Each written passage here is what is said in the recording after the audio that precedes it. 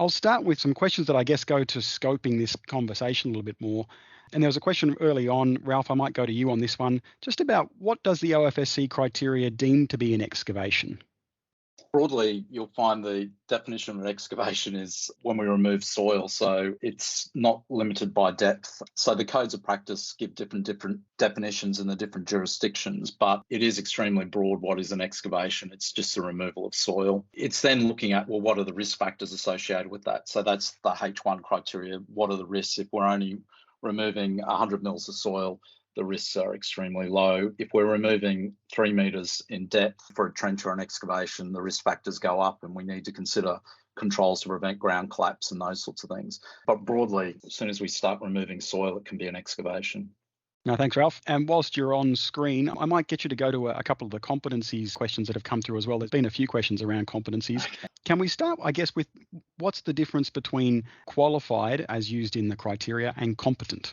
The excavation criteria doesn't so much use qualified, it does talk about competency. And under the OFSC criteria, it's quite a broad definition. So it's a person's been deemed to meet, a combination of their licenses, their qualifications, their training, to meet the minimum legislative requirements and the activity or the work they're doing. Competency in regards to the excavation criteria could be quite different between the competency to do an inspection and the competency to design a shoring system. So if the competency you're talking about is to do an inspection, it's that they've gone through training possibly in the permitting system and what to look for, which would be the hazards of things going wrong with an excavation, and they'd be able to do that.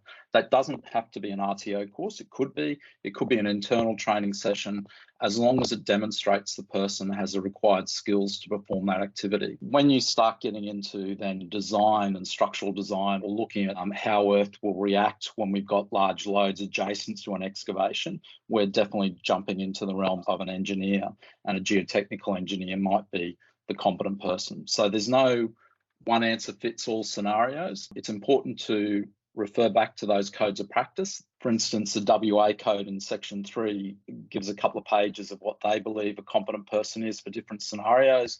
They're very clear that if it ever got to 6 metres, it would have to be an engineer. If you're excavating next to pond water or something like that, you'd need to have an engineer involved. If you've got loads associated with trucks, you'd need to get an engineer involved. The different codes have different definitions, which the FSO would take into consideration where they're doing the audit. But if it was something like competent person to do an inspection, it wouldn't necessarily need to be an engineer. It could be someone that's been trained and skilled in both the permitting system and what to look for. I know that's not a definitive answer, but it does vary and fluctuate depending on the risk and what type of activity is being looked at. I think that makes it as clear as we potentially can, given that it's already a fairly muddy area. Just to add a little bit more clarity to that, Andrew and Glenn, can I go to you guys? What does that competency arrangement look like at Hindmarsh? Maybe just a couple of examples of the sort of competencies you look for in some of those key positions. We have a guidance sheet that we generally go to that'll step out what competencies are required for each of the tasks, to supervise the task, and it'll guide us through to that point. You need to go to a qualified engineer, and some of the information, instruction and training is listed out there. Yeah, it's something that we put out for our site managers and supervisors, so they don't really have to make that defined call. They can refer to our information. That'll give them a good overview of what those qualifications and competencies are. As Ralph said, it can be difficult. It's not a one size fits all, and it's often not black and white. So we'll go to our guidance sheet on that. I guess, David, from a site user perspective, so I work on a number of the sites, and I guess from a site user perspective, our workshops are great tools for, us becoming more informed, but also the permits that we have, our excavation permits around the controls, have some specific criteria when you get to higher risk applications or controls such as shoring or the likes.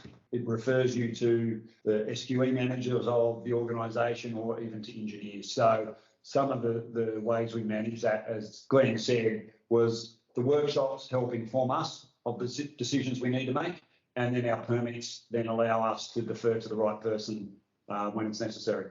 I'll add on to that is that, in those permits, depending on the risk we have built in, and this comes back to that initial corrective action that we have, where you introduce more risk, it is more prescriptive around if it's a modular shoring system, there's a training competency around specific use of that. If it goes into more engineered type shoring solutions, we stipulate that that's the trigger point that an engineer must get involved. That's clear in both the workshops so that the subcontractors doing the work understand that prior to them attending site, and then it gets triggered again in that permit for the specific excavation.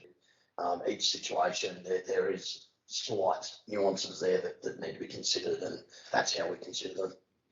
Good to get a few practical examples there, guys. So appreciate you contributing in on that one. While you're there, you mentioned in your presentation the excavation workshops that you hold. Can you just give us a little bit more detail about how those things run and who would be involved in those workshops?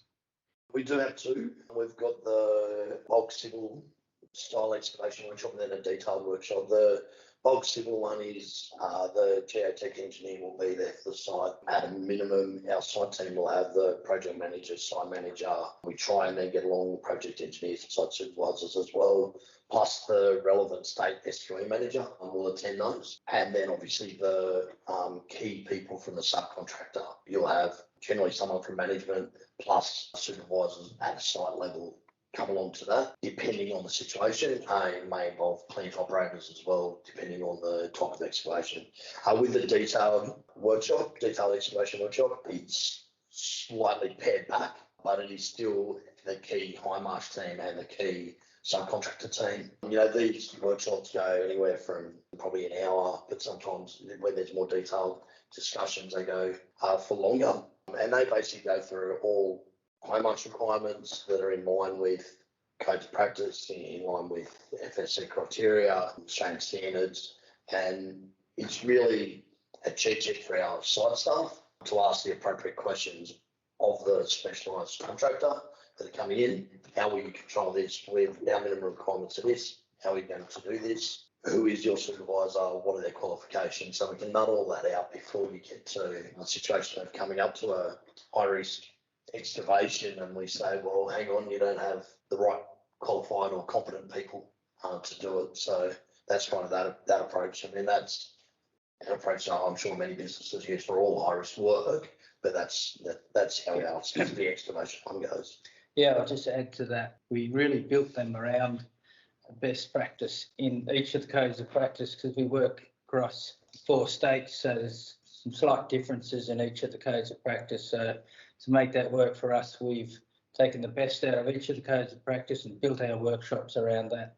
So it's a great starting point if anyone wants to do a workshop or build one. Your codes of practice are probably the best starting point. I agree. It's the workshop approach is something that we see pretty commonly, certainly when I go out and wander around industry. Any tips that you would give to others within industry around how to maximise the value of those workshops? Couple of tips. Don't get your subcontractors to come into them blind. Give them the information that you're going to be discussing at the workshop prior and then give it to them with plenty of time to be able to prepare. Make sure you've got the right people in the room as well. It's no point holding a staged workshop. Everyone needs to be there. Everyone needs to be discussing it at the same time. They'd be my two key. Yeah. I guess the other point is copies of your excavation permit, copies of your technical guidance that you can table at the meetings. Yeah, any of the relevant information up front is a great option. Ralph, you've probably been involved in a fair few of these sorts of workshops. Any tips you'd give as well? I liked all the tips that were provided by the Hindmarsh team there. I think the preparation is the key, and having a good facilitator, making sure that there is a leader that's able to keep it on track and make sure that you're covering off on the issues that are needed. Good approach. I think it works well to look at high-risk activities in that way.